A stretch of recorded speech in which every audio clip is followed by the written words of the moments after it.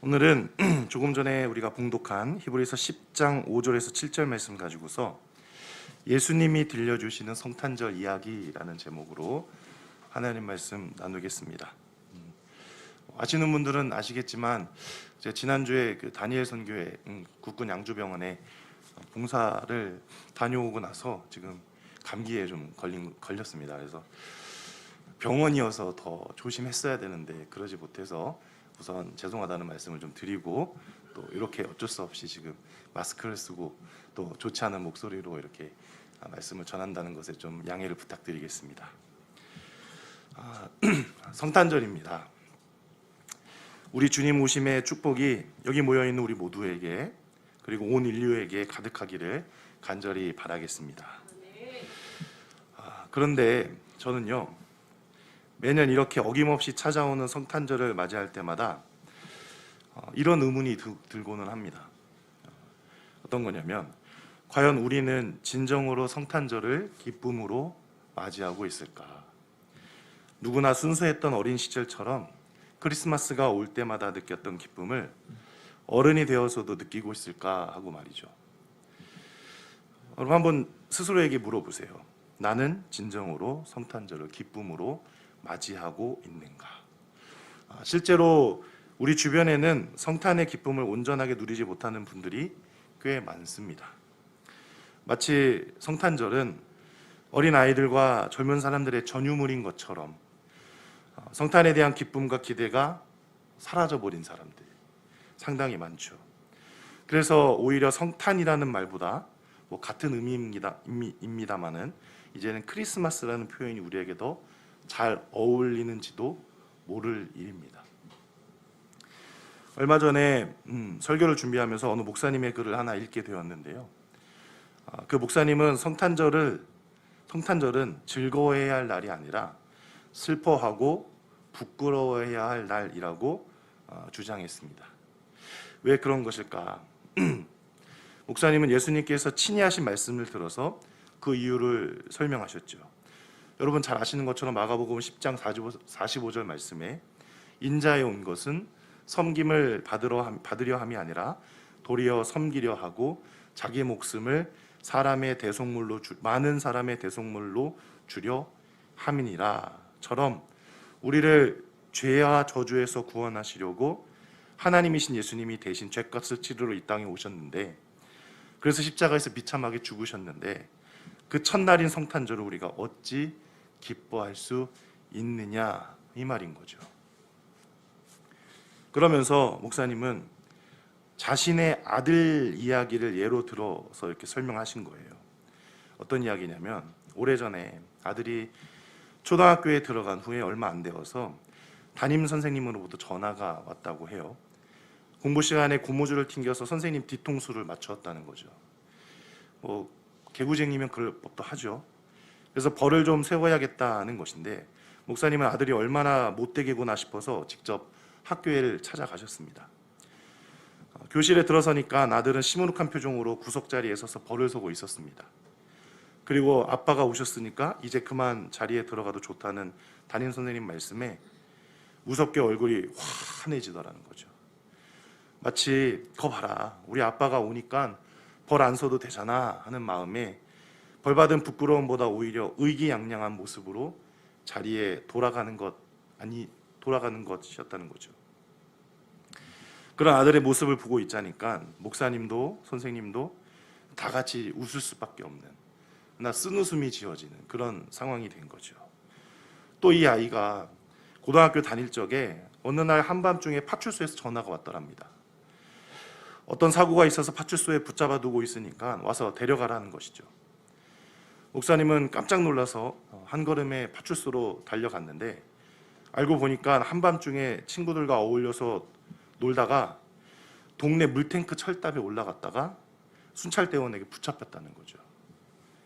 출입이 금지된, 그것도 한밤중에 공공시설물에 무단 침입한 행위, 안전을 위협한 행위 등으로 처벌받을 수도 있는 상황이었는데, 미성년자였으니까 이제 부모를 소환해서 훈방 조치를 한 거죠.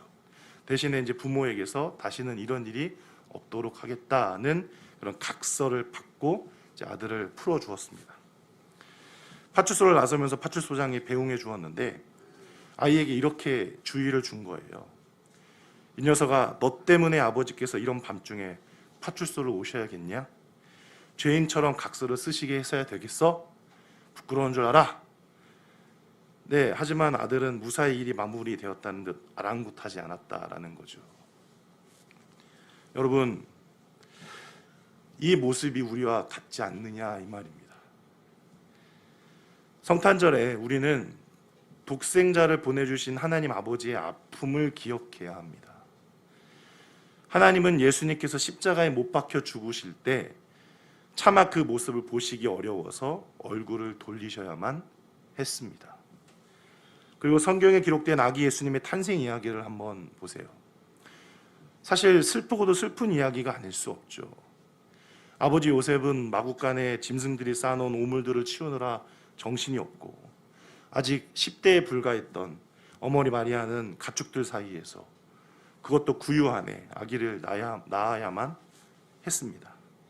이것이 성탄절 이야기예요. 그러나 우리 머릿속엔 언제나 크고 화려한 조명과 아름다운 메들리로 가득한 성탄 캐럴, 그리고 맛있는 음식과 선물들로 가득하죠. 과연 이것이 옳은 일일까? 우리는 성탄의 본래 의미를 되찾아야 합니다. 그런 의미에서 우리는 다른 이가 전해준 이야기가 아니라 성탄의 주인공 우리 주 예수 그리스도께서 직접 들려주시는 성탄절 이야기에 귀를 기울일 필요가 있는 거죠. 그럼 한번 본문을 보세요.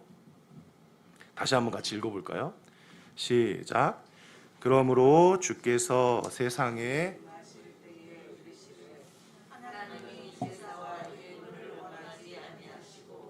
오직 나를 위하여 한 몸을 예비하셨도다. 번제와 속죄제는 기뻐하지 아니하시나니 이에 내가 말하기를 하나님이여 보시옵소서. 나를 가리켜 기록된 것과 같이 하나님의 뜻을 행하러 왔나이다 하셨느니라. 이것이 예수님이 직접 들려주시는 성탄절 이야기예요. 그럼 어떠세요? 천사들의 이야기 없죠. 동방박사 이야기 없습니다. 그리고 황금과 유황과 모략에 관한 이야기도 없습니다.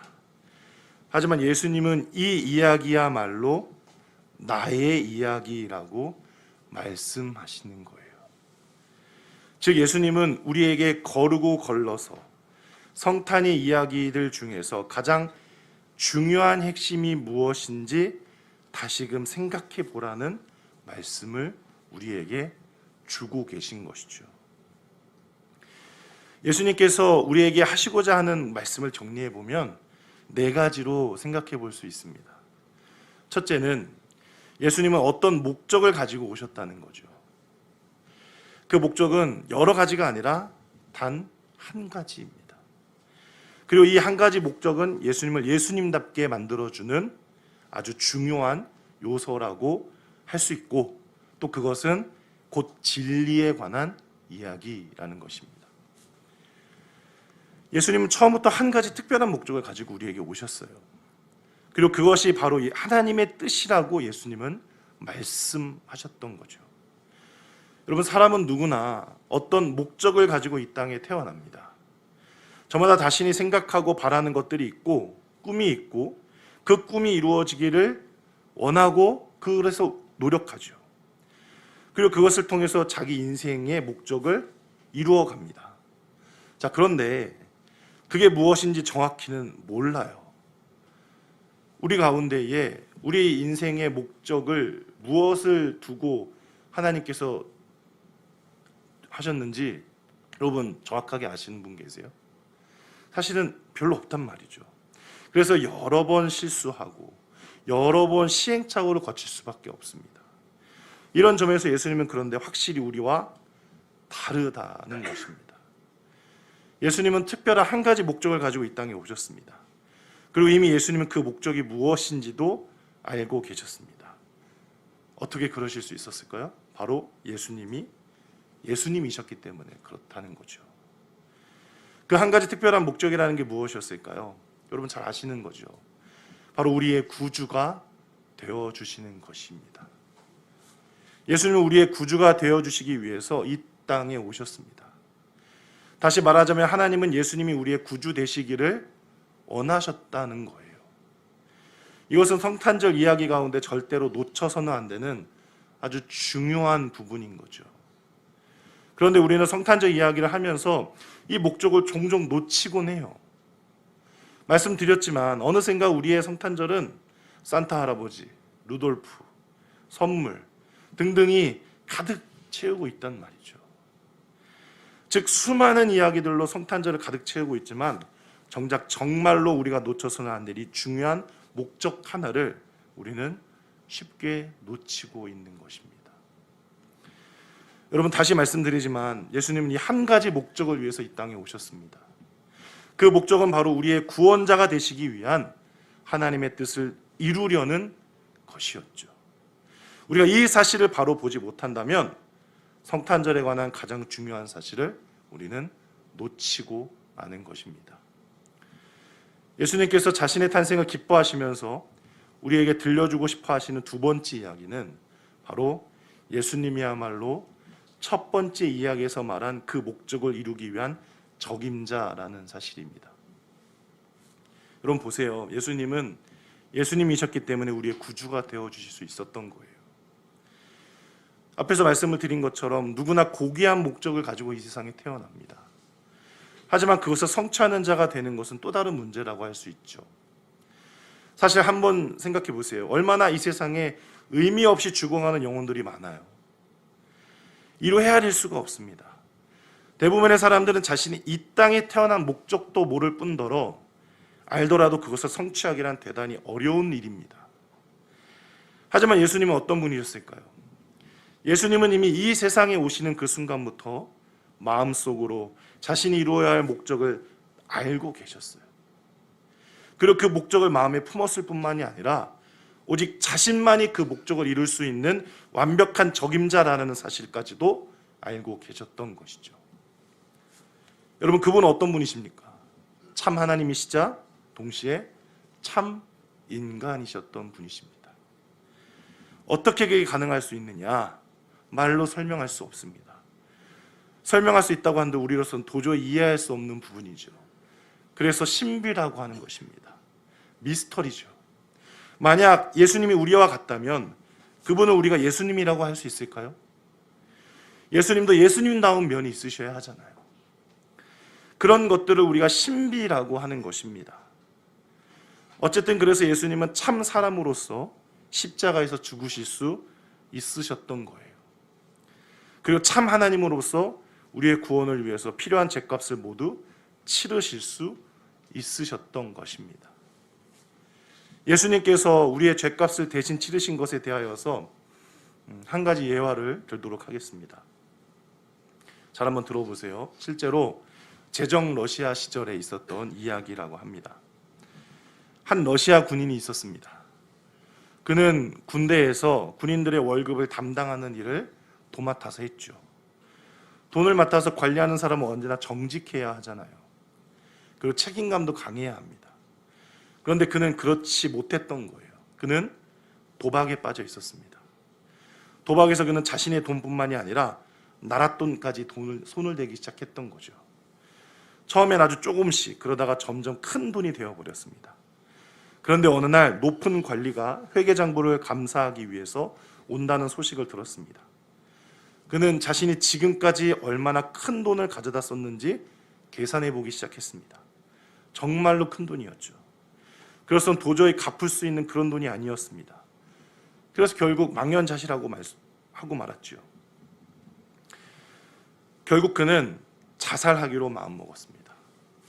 권총을 책상 위에 꺼내놓고 종이에 자신이 무슨 잘못을 했고 얼마나 빚을 졌는지 정확하게 기록했습니다. 그리고 마지막으로 이렇게 적어 놓았습니다. 이 엄청난 빚을 누가 갚을 수 있단 말인가? 그리고 자정이 되면 죽으려고 했습니다. 숨을 죽이고 시계가 자정을 가리키기만 기다리던 남자는 순간 잠이 들고 말았습니다. 바로 그때 황제가 평상시에 하던 대로 군대를 순시하기 위해서 들어왔습니다. 황제는 불이 켜져 있는 것을 보고 걸음을 멈추어서 안으로 들어왔습니다. 그리고 한 젊은 병사가 자고 있는 것을 보았습니다. 황제는 그 젊은이가 누구인지 금방 알아보았습니다. 그리고 책상 위에 쪽지도 보았습니다. 황제는 모든 상황을 알게 되었죠. 그래서 황제는 그를 깨워서 체포하려고 했습니다. 그런데 그 순간 쪽지 가장 마지막에 쓰인 글을 보고 말았던 거예요. 이 엄청난 빚을 누가 갚을 수 있단 말인가? 황제는 갑자기 마음을 바꾸어서 넓은 아량을 베풀어 주기로 했습니다. 그리고 펜을 잡고서 그 쪽지 밑에 한마디를 적은 후에 조용히 그곳을 빠져나갔습니다. 잠시 후에 젊은 병사는 급하게 잠에서 깨어났습니다. 시계를 보니까 어느새 자정은 지나 있었고, 그래서 자신이 계획했던 대로 자살을 하려고 권총을 집어들었습니다. 그렇게 방아쇠를 잡아당기려는 순간 그는 쪽지를 보았습니다. 거기에는 전해보지 못했던 무언가가 쓰여 있었습니다. 그럼 뭐라고 쓰여 있었을까요? 황제 니콜라스 1세. 황제의 서명이 적혀 있었던 것입니다.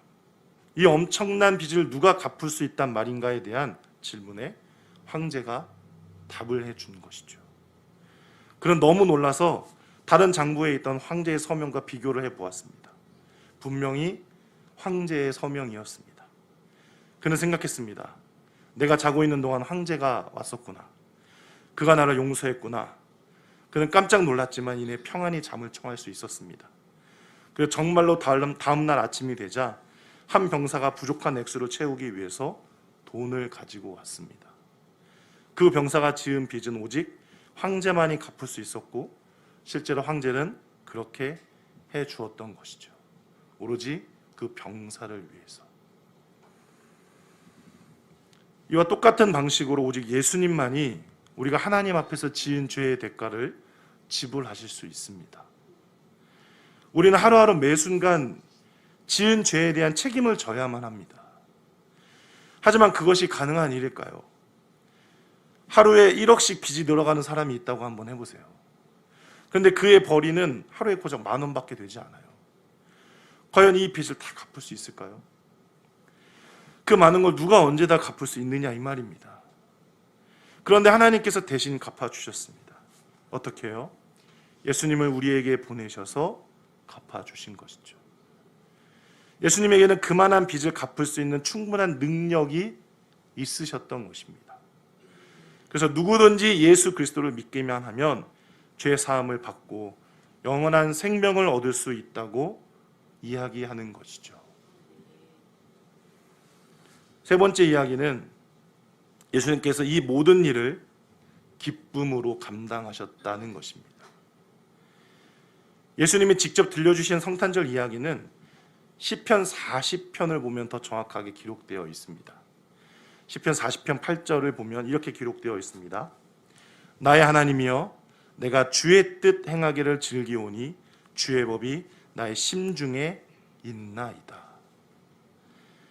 그리고 오늘 본문 말씀도 예수님이 정말로 하나님의 뜻을 기쁨으로 이루셨음을 이야기해 주고 있죠. 다시 한번 본문 말씀을 같이 한번 읽어볼까요? 히브리서 10장 5절 7절 같이 읽겠습니다. 시작. 그러므로 주께서 세상에 임하실 때에 이르시되 하나님이 제사와 예물을 원하지 아니하시고 오직 나를 위하여 한 몸을 예비하셨도다. 번제와 속죄제는 기뻐하지 아니하시나니 이에 내가 말하기를 하나님이여 보시옵소서. 두루마리 책에 나를 가리켜 기록된 것과 같이 하나님의 뜻을 행하러 왔나이다 하셨느니라. 예수님은 절대로 억지로 우리 죄를 대신해서 감당하시지 않았습니다. 예수님은 기쁨으로 우리의 구원을 위해서 그 모든 일을 이루어 주셨습니다. 하지만 그것은 예수님이 감당하시기에도 결코 쉬운 일이 아니었죠. 예수님은 하나님의 지위를 내려놓으셨어야만 했습니다.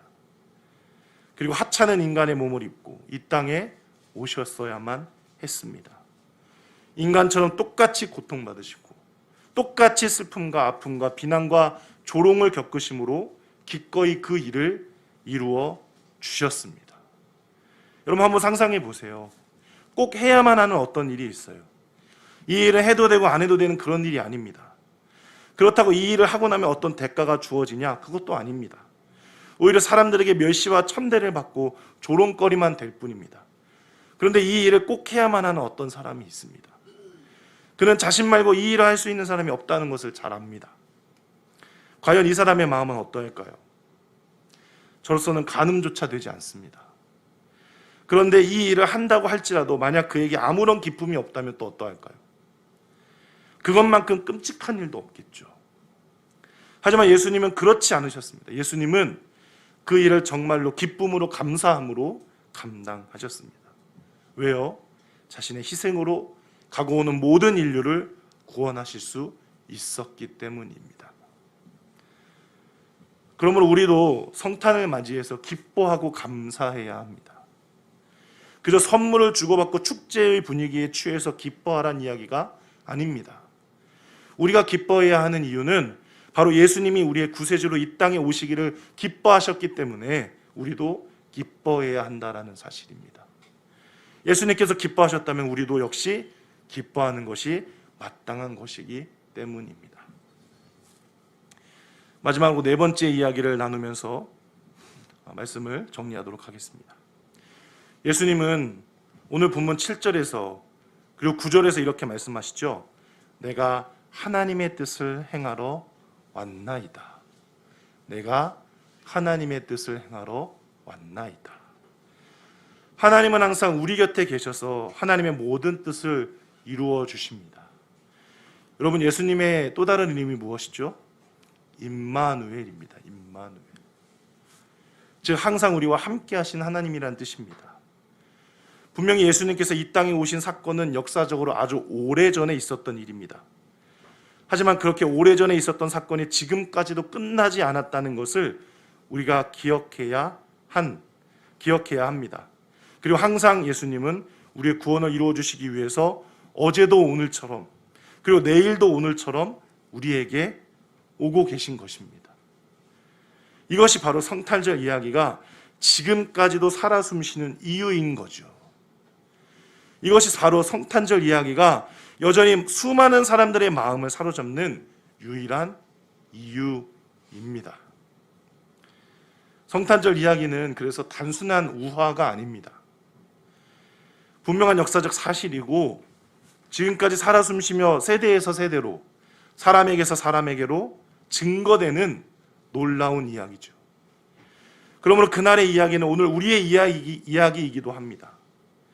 우리는 우리의 구원자가 되시기 위해서 성탄절에 오신 예수님을 기억해야 하는 것이죠. 그래서 우리는 예수님을 신뢰해야 하고 언제나 예수님만이 우리의 주님이 되어주신다는 사실을 잊지 말아야 하는 것입니다. 우리 모두가 오늘 이 이야기를 기억하면서 앞으로도 그 의미를 곱씹고 또 곱씹고 되새기며 또 되새길 수 있었으면 좋겠습니다. 만일 예수님을 믿는다고 하지만 성탄절에 대한 기대가 없거나 성탄절은 아이들이나 즐기는 날이라고 여기는 분이 있다면 그분은 분명히 예수님을 믿지 않는 분이라고 할 수 있습니다. 여러분, 한때 미국에서는요 메리 크리스마스 논쟁이라는 것이 있었습니다. 지금도 유효한 것 같습니다. 무슨 이야기냐면 메리 크리스마스 대신에 해피 할러데이라는 말을 쓰자는 것이죠. 그래서 거의 모든 공중파 방송의 진행자들은 메리 크리스마스 대신에 해피 할러데이라는 말을 사용했고 대부분의 광고 방송도 문구도 해피 할러데이 세일이라는 문구를 사용했습니다.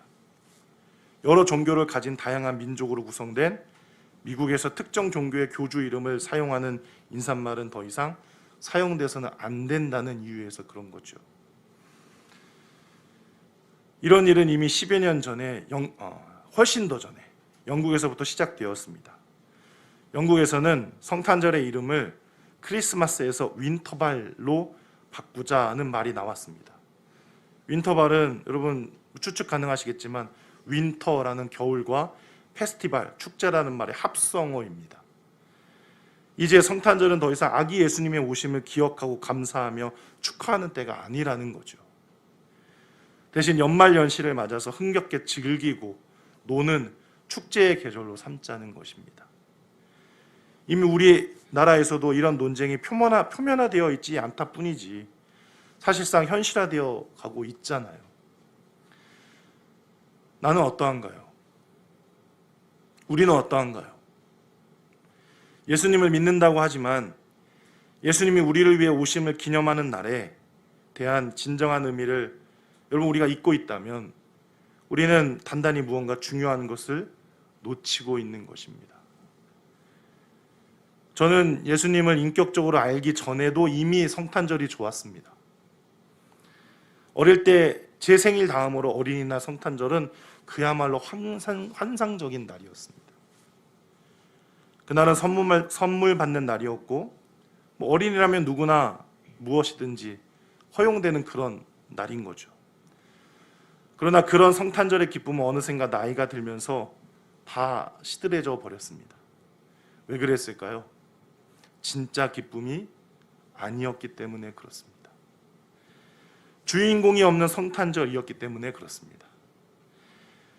그러나 예수님을 인격적으로 나의 구주로 영접한 순간부터는 성탄절의 기쁨은 다시 새로워지기 시작했습니다. 파티가 없어도 선물이 없어도 상관없었습니다. 어제처럼 함께 예수 믿는 사람들이 모여서 그 의미를 되새기며 그 기쁨을 만끽하는 것이 진정으로 즐거워졌습니다. 그럼 왜 그럴까요? 거기에는 오늘의 주인공이신 예수님이 함께하고 계셨기 때문입니다. 여러분도 그 기쁨을 함께 누릴 수 있었으면 좋겠습니다. 오늘은 왕의 잔칫날입니다. 아무나 초청받는 것이 아닙니다. 그런데 우리는 그 초청을 받은 것입니다. 우리는 얼마든지 자격 있는 사람들입니다. 예수님이 이미 우리의 구주가 되어주셨기 때문이죠. 이 기쁨을, 이 영광을 오늘 우리 모두가 함께 온전하게 만끽할 수 있었으면 좋겠습니다. 지금 우리 함께 들은 말씀 기억하면서 기도하는 시간 갖도록 하겠습니다. 나에게 성탄의 의미가 무엇인지, 그동안 어떻게 그 의미를 되새기며 살아왔는지 한번 돌아보시고, 하나님, 이 왕의 잔칫날에 참여할 수 있게 해주셔서 참으로 감사드립니다.